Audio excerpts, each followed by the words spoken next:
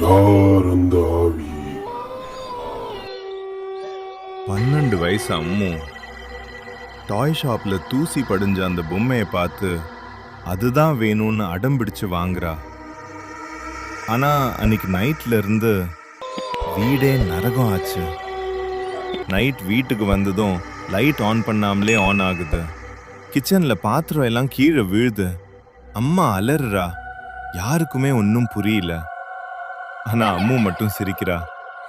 பொம்மை கூட பேசுறா. அவ என் பெஸ்ட் ஃப்ரெண்ட்னு சொல்றா.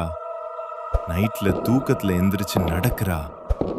அப்பதான் அப்பா அம்மாவுக்கு புரியுது, எல்லாத்துக்கும் காரணம் அந்த பொம்மை தானே. அம்மு நேரா கிச்சனுக்கு போனா கத்திய எடுத்தா. திரும்பி அம்மாவை பார்த்தா அம்மு கண்ணு முழுக்க வெள்ளையா மாறிடுச்சு. வாய் திறந்தா சிரிச்சா வேற குரல் சிரிப்பு. 20 வருஷம் ஆச்சு. இப்போ பழி வாங்குற நேரம் வந்துடுச்சு அப்படி சொல்றா. இது அம்மு இல்ல, பொம்மைக்குள்ள இருந்த ஆவி இப்போ அம்மு உடம்புக்குள்ள புகுந்துடுச்சு.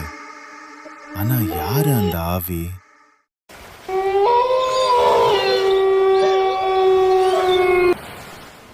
வருஷத்துக்கு முன்னாடி இசைன்னு ஒரு 10 வயசு பொண்ணு. அவ அப்பா ஒரு நேர்மையான போலீஸ் அதிகாரி. ஊர்ல இருக்க பெரிய ரவுடிங்களை எல்லாம் ஜெயிலுக்கு அனுப்புனவர். அன்னைக்கு இசைக்கு பிறந்த நாள். வீடு முழுக்க பலூன், கேக், டெக்கரேஷன். அன்று சாயங்காலம் ஃப்ரெண்ட்ஸ் வருவாங்கன்னு இசை கேட்ல வெயிட் பண்ணிட்டு இருந்தா. அப்போ ஒருத்தன் வந்தா. பாப்பா, நான் உங்க அப்பாவோட ஃப்ரெண்டு, இந்தா உனக்கு பர்த்டே கிஃப்ட்னு சொல்லி ஒரு பொம்மைய கையில கொடுத்துட்டு போயிட்டான். சந்தோஷமா அந்த பொம்மையை கட்டி பிடிச்சிட்டு வீட்டுக்குள்ள ஓடுனான்.